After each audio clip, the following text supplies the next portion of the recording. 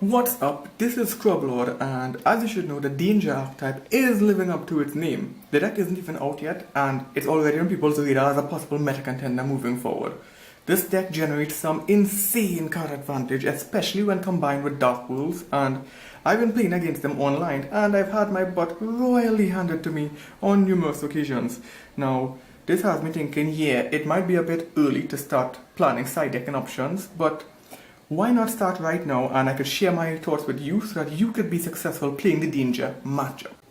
Okay, so I want to start with some of the go in second options first, because go in second you only really have hand traps to rely on, and I'd also like to get the obvious choices out of the way. Now, Ash Blossom actually isn't the very best against this deck. Yeah, she will stop them from getting that draw whenever their monsters are summoned and special summoning from the deck, but all their card effects, the monster effects that activate from the hand are not hard once per turns. And I always say that Ash stops a card, but Droll and Lockbird stops a turn. Now, I'll put a picture of Droll and Lockbird up here because I'm a scrub and I actually don't own a couple of Droll. But what makes the Danger deck so powerful is the ability to draw consistently.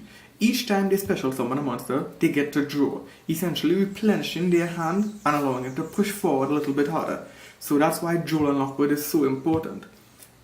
Now, I like to keep my side deck budget friendly, and a card that I found was surprisingly effective against the Danger deck was this obscure hand trap called Skullmeister, and he reads, when a card or effect is activated in the graveyard, quick effect, when send this card from your hand to the graveyard, negate that effect. So he also works on spell and trap cards, but what's important is negating the Danger monsters when they are discarded, because all of them get effects from being discarded, which usually will trigger in the graveyard. Now, that could be like special summon a monster from the deck or popping a card on the field, and while it may not be as effective as Droll and Lockbird, I mean, Skullmeister isn't a hard once per turn, so drawing multiples of him is not technically a brick, and he can force them to establish like a sub-optimal board. Now, the other hand trap I want to talk about is, it's an oldie but goodie, and that's Effect Veiler. Now, it's not the best hand trap going up against them. All it can really do is stop the monsters that when they're summoned on the field from giving them that draw. Again, which is pretty important for the Danger deck. Prevent them from like replenishing all those resources, right? And another one I want to talk about is DD Crew. Now these two hand traps, they're not the best, that's why I'm just mentioning them in a short moment together. Now, DD Crow does not negate any of their effects, but the Danger deck does combine with Dark Wolves a lot, and he can be essential for just banishing Grapha out of the graveyard. And he's a very budget option. You should be able to get your hand on a playset of DD Crow very, very easily. On the other hand, we have way more options for dealing with the Danger deck going first, and that's mainly because the monsters all have these card effects, these trigger effects that activate in the hand. Now at first, I thought it was a summoning condition similar to Cyber Dragon or the Blue Eyes Alternative Dragon, but the fact that they are trigger effects means that they are easier to respond to, especially with floodgates like Mind Drain. Now Mind Drain is very similar to Skill Drain, except it negates all monster effects in the hand, meaning that you can just blanket negate their discard effects and their summoning effects, and basically tell your opponent, no, keep all those Danger monsters in your hand. And Mind Drain happens to also work on hand traps.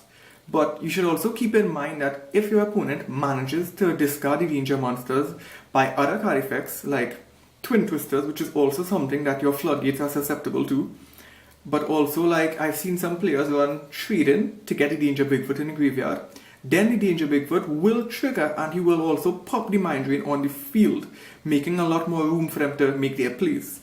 So Mind Drain has a lot of potential, but I'm sure we've all experienced side decking and then we just don't draw the cards that we need in our opening hand.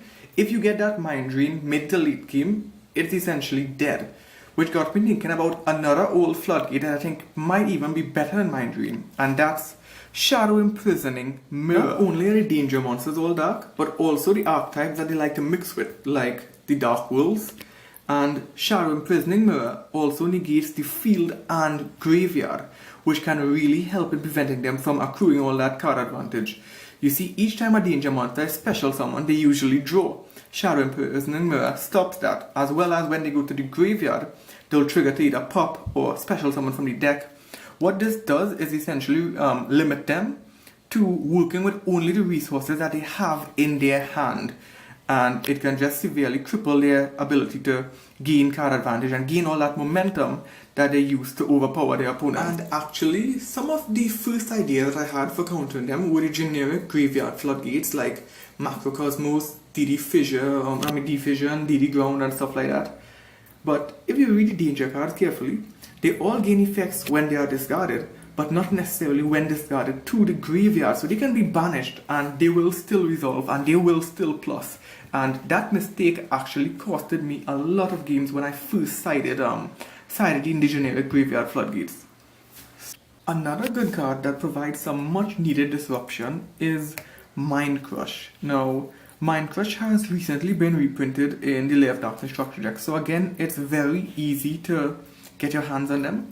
And this is good because the danger monsters are ignition effects. So when they reveal themselves to activate in the hand, you chain Mind Crush and you banish the monster that you just revealed, right? So let's just see, this is their hand. Now the reason why I'm explaining this is because there are actually some interesting interactions considering Mind Crush. So let's say this is Danger Nessie.